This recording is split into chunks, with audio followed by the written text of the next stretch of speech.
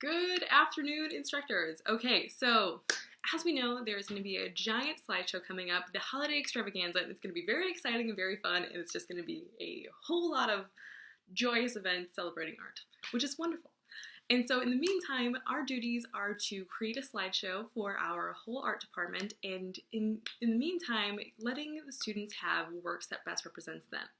And so to do this, for our slideshow, we are going to have a total of 4 pictures. 4 pictures, which are going to be a lot of fun, and it's going to be the best representation of what we have for this semester per student. So the first picture that I want to talk to you about is number 1, a group photo. So the group photo is actually going to be pretty simple. The week of October 23rd, I will be coming into your classroom, and I will be, first 5 minutes of class, I'm going to be like, okay, everybody, gather around, and we're going to be taking a picture. Put your smiles on, and let's get excited. So, and this is just going to take 5 minutes, simple picture, and then 5 minutes out of your hair, and then I'll be there for the next class. And then what I want to also let you know is that there are going to be 2 teacher-chosen works, okay?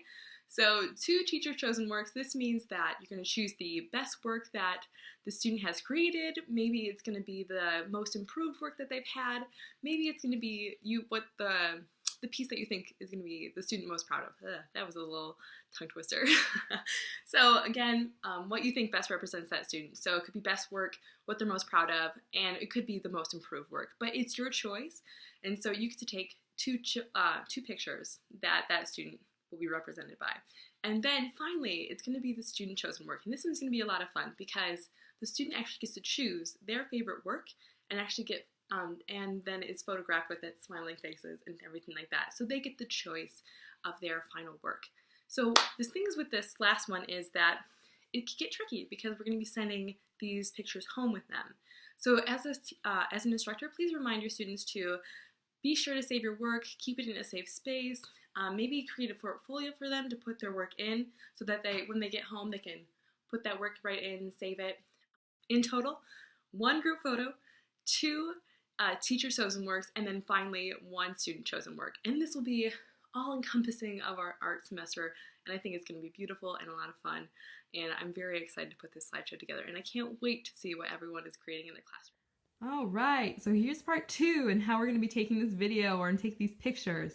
And so what I wanted to show you is the whole setup. So notice how the table is actually a little bit of a skew. It's a little off center where it usually is.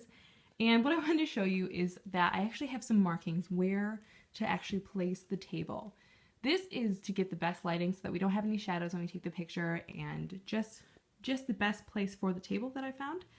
And what I wanted to show you is that this is a whiteboard that actually will be placed over underneath this sign over here. So typically it's underneath the sign, so go ahead and whenever you need it, grab it under the sign and then use it. And I also wanted to show you the difference of why we're using this. So we're using this because this provides a blank and even background for our pictures, while this table, while it may look white, typically we can find that there's a lot of scratches that can cause a lot of distraction from these pictures.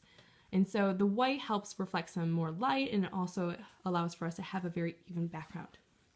So to take the picture, it is best to stand on a stool. That way you can get the best view and the best height for it. And then finally, don't do that, but be careful. And then what you're going to do is you're going to stand right over your picture, and then notice how I also have a name tag underneath this image. So we're going to take a little larger of an image and then have a name tag underneath so that way we know who the student is, and then look and focus on how to evenly photograph this image. Everything looks good, everything looks square, and then click. You just click the picture, and then that would be it. And then you would take this image, brush it aside, take the name tag, get a new one, and then that would be the whole process of taking a picture. So I hope that helps, and I can't wait to see everyone's pictures. So looking forward to it.